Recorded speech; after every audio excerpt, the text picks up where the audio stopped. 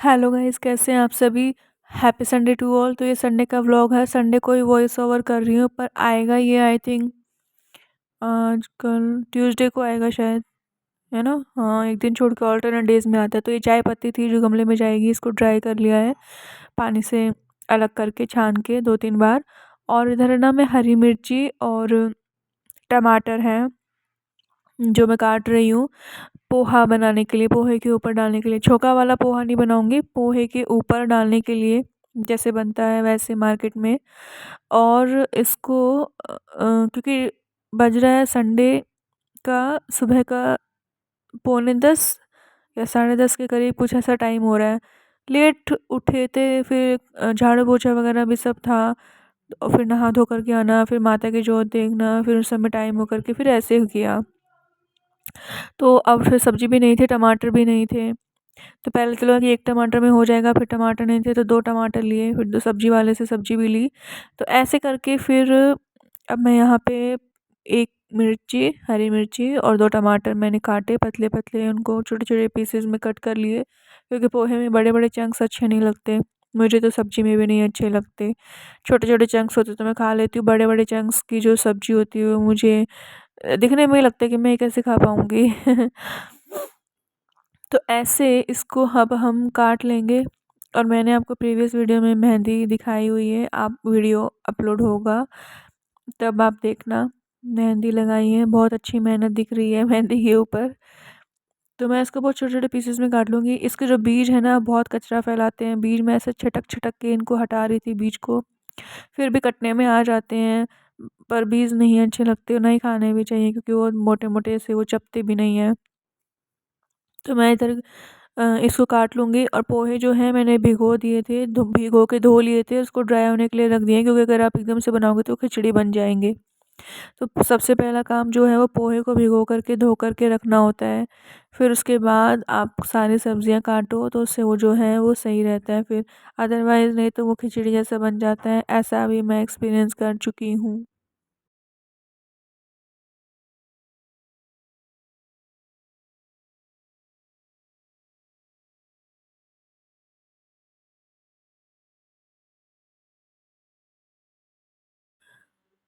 तो कढ़ाई ले लेनी है, और इसके अंदर सरसों का तेल, क्योंकि अभी छोके वाला नहीं बन रहा तो मैं इतना इसमें करूँगी तेल। तेल में जाएगा राई और मूँगफली बस, और हल्दी और नमक, और कुछ नहीं। मैंने नमक तो ऊपर से डाला था, हल्दी मैंने तेल में ही डाल दी थी। फिर इनको सबको अच्छे से मिक्स कर लेंगे और देन डन। और ये करी लीव्स है, ये भी मैंने धो के रख ली थी। डालते हैं तो खुशबू और टेस्ट अच्छा आता है। छोटे-छोटे हैं पत्ते तो अच्छे लग रहे थे खाने में।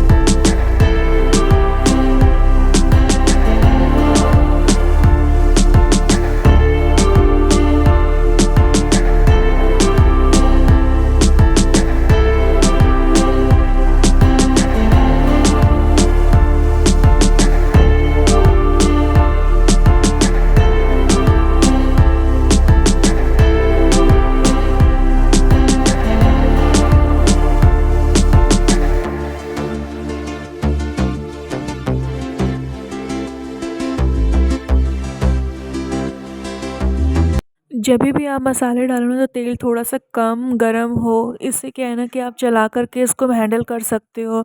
और अगर आप बिल्कुल गरम तेल में आप हॉट ऑयल के अंदर डालोगे ना, तो सारी चीज़ें जलने का डर होता है, मूँगफली भी जल जाती है, फिर जो राई है वो भी तड़क के बाहर निकलने लगते हैं, मसाला अगर हल्दी डालते हो तो वो भी सब जल जाता है, काला हो जाता है।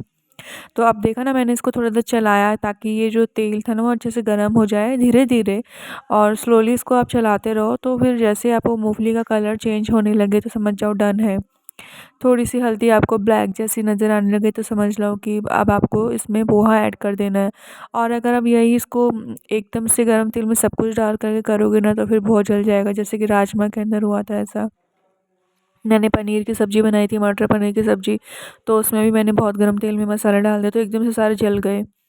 तो तेल थोड़ा-सा है जो कम ही रखो। चीज़ें जब आप एक्सपीरियंस करने लगते हो ना, कुकिंग करने लगते हो तो बहुत सारी चीज़ें आपको ध्यान में रखनी होती है। हालाँकि मैं तो भूल जाती हूँ, करने के बाद समझ में आता है, या फिर तब अगर समझ गई, अगर मुझे याद रहा मुझे अच्छे से करना है तो सब्ज़ी अच्छी बन जाती है। और अगर नहीं कुछ याद रहता है तो फिर वो गलत बन के फिर मुझे समझ में आता है कि गलती कहाँ हुई थी। पर उसके बाद आप कुछ नहीं कर सकते। तो ऐसा है।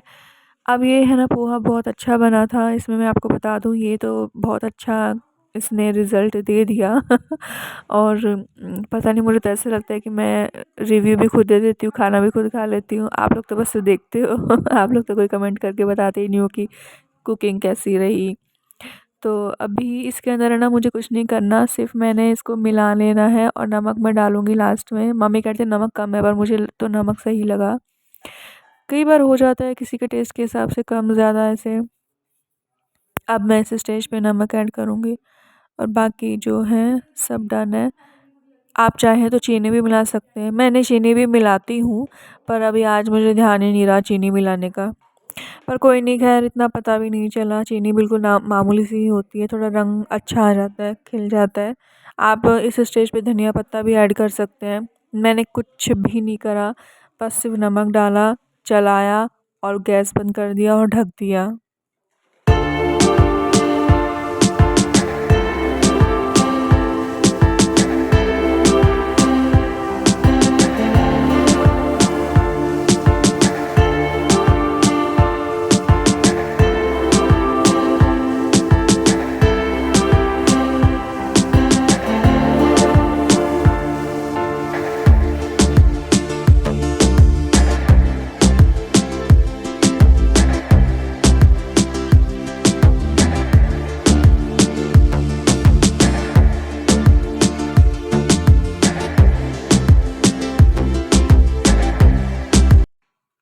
And look at the colour texture, कितने खिले-खिले पोहे बने हैं।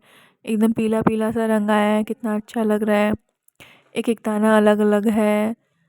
तो ये छोटी-छोटी ट्रिक्स से आप बनाएँगे तो मेरी तरह इतना अच्छा बना पाएँगे, और हो सकता है मुझसे भी अच्छा बना पाएँ। मैंने बनाया, हम सब ने खाया, इतना अच्छा लगा, बहुत टेस्टी था। ये तो मैं समझ लो बना ही लेती हूँ अच्छा, कभी-कभी ही गलती होती है। और उपमा, एक ये भी मैं अच्छा बना लेती हूँ। लास्ट मैंने आपको अपने हाथ से बनाया हुआ उपमा खिलाया। नहीं तो जनरली मैं मम्मी को हर बार अपने पास खड़ी करती हूँ, मम्मी को बताती हूँ कि मम्मी ये डालो, ये डालो। कितना मेज़रमेंट होता है मसाले का वो चीज़ नहीं पता चलती ना। अब ये चीज़ तो बहुत अच्छी बनाई आज की, तो आगे का पता नहीं। और इधर मैंने ना स्टीमर लिया है, इसके अंदर मैं बनाऊँगी ढोकला। सेकंड रेसिपी मेरी ढोकला है, जो कि मैंने संडे को बनाई थी। 2 रेसिपी आप लोगों के साथ में शेयर करूँगी ढोकला। और ढोकले की तो मैं अजीब ही कहानी है, आपको क्या बताऊँ। बनाया, कहते हैं ना, बनाया कुछ और निकला कुछ और वाला हिसाब था उसके साथ, तो आप लोग भी देखोगे हँसोगे। और रही बात अगर टेस्ट की, तो टेस्ट में अच्छा था। टेस्ट में अच्छा था तो बर्दाश्त कर सकी, अदरवाइज़ जो मुझे महँगा पड़ा है ढोकला, क्या ही बताऊँ। लुक एट इट, कितना यम्मी ब्रेकफ़ास्ट रेसिपी है ये। मस्ट